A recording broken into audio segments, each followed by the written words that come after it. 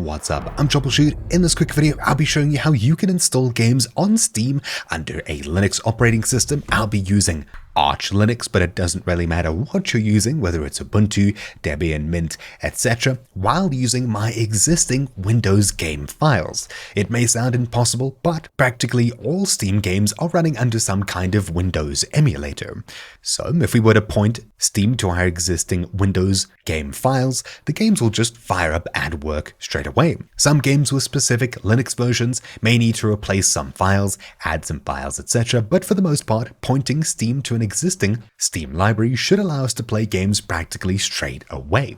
Now, obviously, the first thing is that you'll need your drives mounted. So if I open up Dolphin in my case, you can see I've got all of my different drives automatically mounted whenever I start up my system in the bottom left. This is important, otherwise you'll need to manually mount them by clicking on them and entering in your password. When I open up a big drive, for example, in here I've got a Steam library folder, Steam Apps, Common, and a couple of games installed in here. I also have my Windows partition mounted, which is here, followed by, let's see, program files, x86, Steam Apps, Common, and in here we've got a whole bunch of other games. What we can do is point Steam to one of, if not all of these existing folders. So, once you've installed Steam through the Arch user repository, Discover, etc., whatever your system is using, simply open it up. The first time you open it, it may prompt you about installing different things, Proton, etc. It'll probably go through the process and set everything up for you. Now the thing is that if you installed Steam as a Flatpak through something like Discover, so if I open up Discover, you can see that Steam is installed as a Flatpak. Actually, I'm not too sure where it says that, but in a comment here it says it's a Flatpak, and it is a Flatpak. Anyways, Flatpaks basically run in their own virtualized environments, and everything's locked down. They won't have access to any files except for what they're explicitly allowed. So we can open up a new terminal and we can run flatpak override file system equals followed by a directory that we'd like to give it access to. So in my case, the Steam Apps folder, which is /mount, followed by the drive name, which in my case is Atlas, and Steam library. If we paste this into our terminal, we'll add a :rw at the very end to give it reading and writing access. Then we'll follow it with com.valvesoftware.steam, which is the identifier for the Steam Flatpak. Now, of course, we need to run this as sudo, enter our passwords, and there we go.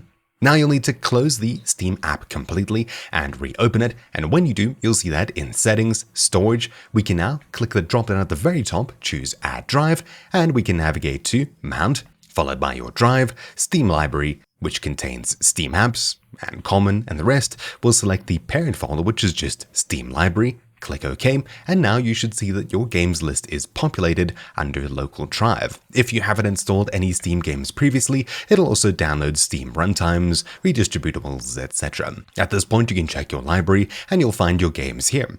I only have Call of Duty and Sandbox installed, both of which are only available for Windows, and of course I won't be playing Call of Duty anyway, as the anti-cheat just isn't compatible with Linux at all. But for games like Counter-Strike and Dota with native Linux versions, you should definitely be able to download them and install them. If you've got a copy on Windows already, it'll simply do a small amount of patching when we mount the correct Steam library, and you'll be able to play them under Linux without downloading the majority of the game files. So let's go ahead and do that. Once again, I'll close out of Steam, and instead of working with the command line this time, we'll work with a GUI app that may be a bit simpler to you.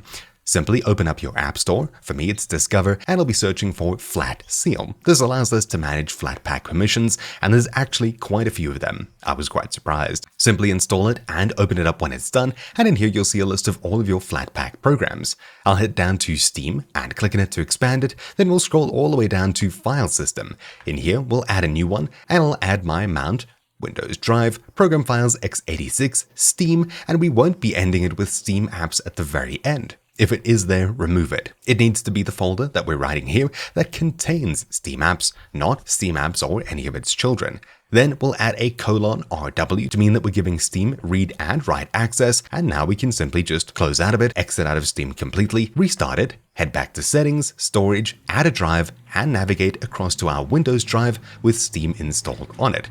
So mount WinDrive Program Files 86, Steam, OK, and there we go. Everything is listed out here.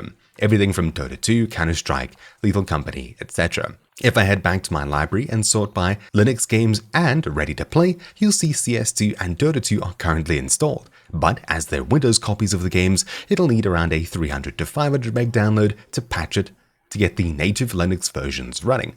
Obviously, it'll be replacing the EXEs with the Linux equivalents. Anyways, it's a quick, small download, relatively compared to the full game size. When it's done downloading and patching, I should simply be able to play the game as per usual under Linux. The next time I boot into Windows, there'll be a similar sized patch where it gets rid of the Linux binaries and instead re-downloads the Windows EXEs, etc. That's it. If you'd like to play Windows-only games under Linux, using something like Wine, Proton, Lutus, etc., you'll find a link to a video guide in the description down below that should show you exactly how to do that. But anyways, that's really it for the super quick guide, so hopefully it helped you. Thank you for watching, my name's been Troubleshoot, and I'll see you all next time. Ciao.